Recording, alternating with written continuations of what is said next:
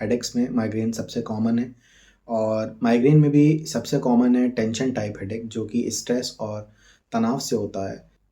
बहुत सारे कारण हो सकते हैं, जैसे किसी को स्मेल से ट्रिगर हो सकता है, किसी को बहुत ज़्यादा फ्लैश लाइट से ट्रिगर हो सकता है, किसी को सनलाइट से ट्रिगर हो सकता है, या किसी को कह सकते हैं बहुत ज़्यादा शोर कहीं हो रहा हो, डीजे का साउंड, उससे ट्रिगर हो सकता है माइग्रेन।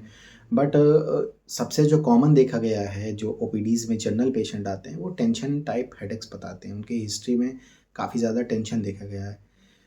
इसके साथ साथ बहुत सारे पैथोलॉजिकल कारण भी हो सकते हैं, जैसे कि हाइपर एसिडिटी, अगर किसी को एसिड बहुत बनता है तो उसके कारण भी उसका माइग्रेन ट्रिगर हो सकता है। इसके साथ किसी को सर्वाइकल का पेन होता है तो उसके साथ भी माइग्रेन हो सकता है।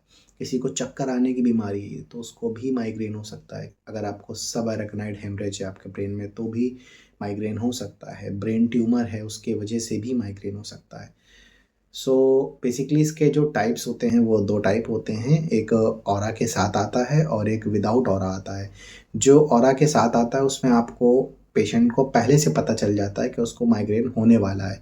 जैसे कि जी मालिश करना, उल्टी होने का मन होना और हल्का-हल्का हाथ-पैरों में झंझनाहट होना है, तो 10-20 मिनट पहले पता चल जाएगा कि 10-20 मिनट बाद माइग्रेन अब आने वाला है।